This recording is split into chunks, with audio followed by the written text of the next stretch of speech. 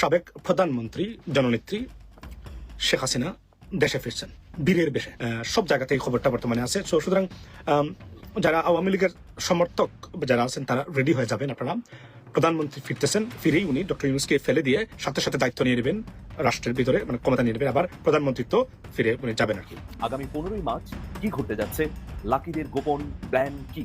আজকে 13 তারিখ, আগামীকালকে 14 আর পরের দিন 15ই মার্চ বাংলাদেশে ফিরছেন শেখ হাসিনা, অথবা বাংলাদেশে তিনি অবস্থান করছেন। তারপর তিনি ডক্টর ইউনূসকে হটিয়ে দিবেন, ক্ষমতা গ্রহণ করবেন, আর সারা বিশ্ব তাকে অভিবাদন জানাবে।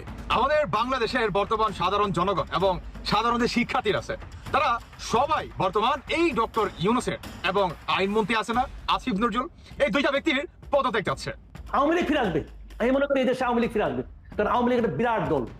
আওয়ামী লীগের শিকড় অনেক গভীরে, সারা দেশে আওয়ামী লীগের নেতাকর্মী আছে, এবং আওয়ামী লীগের যদি নতুন নেতৃত্বের মাধ্যমে আওয়ামী লীগ আসে, আওয়ামী লীগ আবার ভালো করবে। আওয়ামী লীগের নেতাকর্মীরা এখন সব ভয় ডরকে পিছনে ফেলে ঘুরে দাঁড়াতে শুরু করেছে। তারা বাউন্স ব্যাক করতে এখন শিখে গিয়েছে। ইউনূস বাহিনী আর সহ্য করব না আমরা তোমাদের নির্যাতন। এবার তোমাদের নির্যাতনের বিরুদ্ধে আমরা আওয়ামী লীগ, ছাত্রলীগ ও যুবলীগের কর্মীরা রুখে দাঁড়াবো।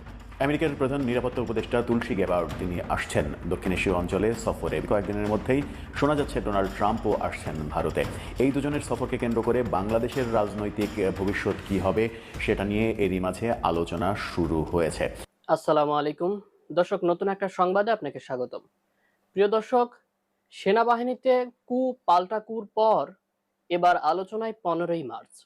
দর্শক মন্ডলী, এবার 15ই মার্চকে ঘিরে কি হতে চলেছে?